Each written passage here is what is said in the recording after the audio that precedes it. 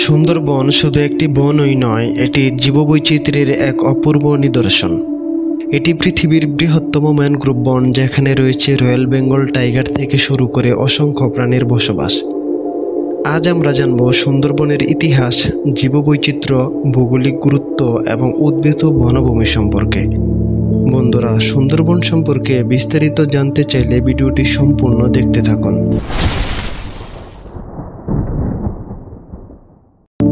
সুন্দরবন যেহেতু পৃথিবীর সবচেয়ে বড় ম্যানগ্রোভ বন, তাই শুরুতেই জেনে নিই ম্যানগ্রোভ বন কাকে বলে। ম্যানগ্রোভ বন বলতে বোঝায় এমন একটি বনভূমি যা মূলত লবণাক্ত জলের উপকূলীয় অঞ্চলে গড়ে ওঠে। এখানে রয়েছে এমন কিছু বিশেষ ধরনের গাছপালা যা লবণাক্ত ও জলমগ্ন পরিবেশে টিকে থাকতে পারে, এবং এই গাছগুলোর শিকড় থাকে মাটির উপরে, যেন তারা বাতাস থেকে অক্সিজেন নিতে পারে। সুন্দরবন সরাসরি কোনো নির্দিষ্ট বছরে তৈরি হয়নি, এটি দীর্ঘ ভূতাত্ত্বিক প্রক্রিয়ার ফল।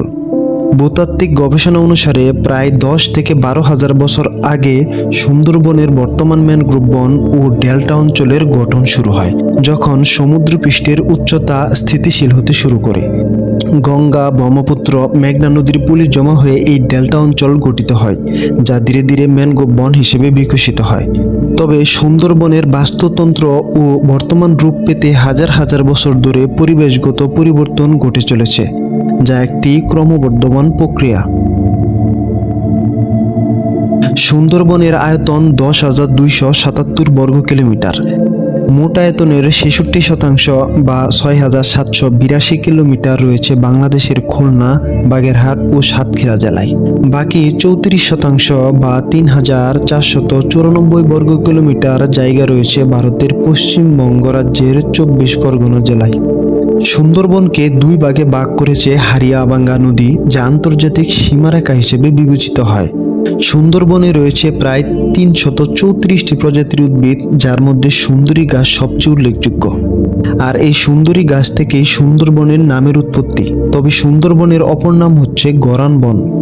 সুন্দরবনে প্রায় 42 প্রজাতির স্তন্যপায়ী প্রাণী দেখতে পাওয়া যায়, যার মধ্যে রয়েছে রয়্যাল বেঙ্গল টাইগার, চিত্রা হরিণ, বানর ও বন্য শূকর। রয়েছে 35 প্রজাতির সরীসৃপ। এদের মধ্যে উল্লেখযোগ্য হচ্ছে রাজগোকরা, অজগর, কেউটে, নোনা পানির কুমির ইত্যাদি। উভয়চর প্রাণী রয়েছে প্রায় 8 প্রজাতির। সুন্দরবনে প্রচুর পাখি দেখতে পাওয়া যায়। এখানে রয়েছে প্রায় 320 প্রজাতির পাখি, যার মধ্যে বক, সারস, মাছরাঙা, ঈগল উল্লেখযোগ্য। মাছ ও জলজ প্রাণী রয়েছে প্রায় 400 প্রজাতির, যার মধ্যে চিংড়ি রয়েছে প্রায় 24 প্রজাতির, কাঁকড়া রয়েছে 14 প্রজাতির, রয়েছে শামুক ও ঝিনুক। সুন্দরবন মূলত অসংখ্য নদী, খাল ও জলপথ দ্বারা বিভক্ত একটি বিশাল বদ্বীপ অঞ্চল। এখানে ছোট বড় অনেক দ্বীপ রয়েছে, তার মধ্যে সবচেয়ে বড় এবং উল্লেখযোগ্য হচ্ছে সাগর দ্বীপ। সুন্দরবন উপকূলীয় অঞ্চলের ভাঙন রোধ, ঘূর্ণিঝড় ও জলোচ্ছ্বাস থেকে উপকূলীয় অঞ্চলকে রক্ষা করে এবং জলবায়ু পরিবর্তনের মোকাবেলায় গুরুত্বপূর্ণ ভূমিকা পালন করে।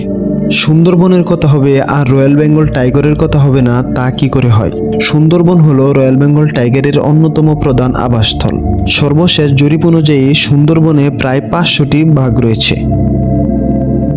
সুন্দরবনে প্রচুর মধু পাওয়া যায়। সুন্দরবন থেকে প্রতি বছর প্রায় 15 থেকে 16,000 মণ মধু সংগ্রহ করা হয়। এছাড়াও মাছ, চিংড়ি, কাঁকড়া ইত্যাদি সংগ্রহ করে স্থানীয় জনগণ জীবিকা নির্বাহ করে। ইউনেস্কো 1997 সালে সুন্দরবনকে বিশ্ব ঐতিহ্য ঘোষণা করে।